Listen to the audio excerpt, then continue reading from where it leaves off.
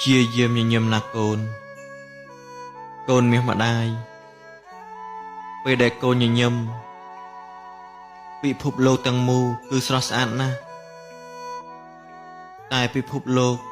ប្រែជាខ្មៅងឹតគ្មានពន្លឺរស្មីគឺនៅពេលដែលកូនធ្វើមុខក្រញ៉ៅព្រោះហេតុដូច្នេះហើយ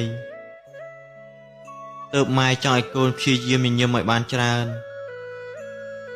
ញញឹមដោយភាពជឿជាក់ញញឹមដោយភាពជោគជ័យហើយក៏ញញឹមពេលដែលកូនបរាជ័យផងដែរគឺកូនញញឹមទទួលស្គាល់ការពិតហើយជីវិតរបស់កូន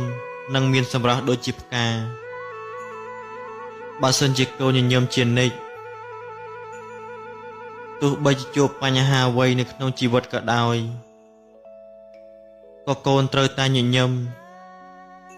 គឺញញឹមដើម្បីលើកទឹកចិត្តខ្លួនឯងណាកូនកូនកុំចូលចិត្តធ្វើមុខក្រញ៉ៅពេកហើយក៏កុំសូវខឹងច្រើនពេកដែរព្រោះពេលកូនខឹងមុខរបស់កូនគឺអាក្រក់មើលណាស់ការខឹងច្រើននាំឲ្យកូនឆាប់ចាស់ណាកូនពេលដែលកូនញញឹមមុខរបស់កូនមើលទៅដូចជាទេវបុត្រទេពធីតា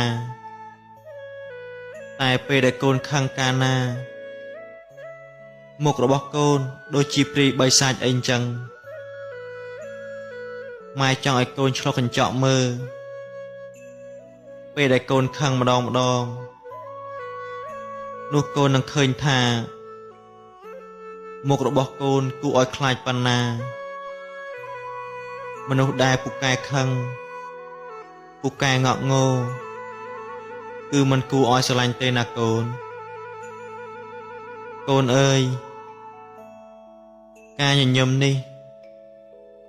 ជាឱសថព្យាបាលរោគសោកសៅរបស់អ្នកដទៃបានណាកូនអ្នកដែលកំពុងមានទុក្ខនៅពេលដែលឃើញកូនញញឹមដាក់គេអាចនឹងរសាយទុក្ខកង្វល់បានព្រោះតែស្នាមញញឹមដ៏ស្មោះត្រង់របស់កូនដូច្នេះហើយសូមកូនញញឹមដាក់អ្នកដទៃដោយមេត្តាអាណិតនិងដោយការលើកទឹកចិត្តកុំញញឹមដោយបង្កប់ភាពពឹសពុលនៅក្នុងចិត្តឲ្យសោះណាកូនបើកូនញញឹមដាក់គេនឹងតបស្នងការញញឹមមករកកូនវិញតែបើកូនខឹងដាក់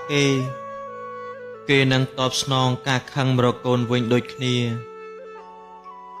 គេអាចវិយតម្លៃកូនបាន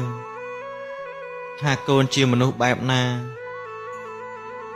តាមរយៈស្នាមញញឹមដ៏បរិសុទ្ធរបស់កូនសូមកូនញញឹមឲ្យបានច្រើនជាងខឹងណាកូន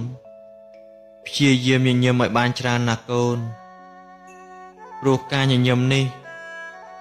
គឺជាឱសថថែរក្សាសម្រស់របស់កូនឲ្យកាន់តែស្រស់ស្អាត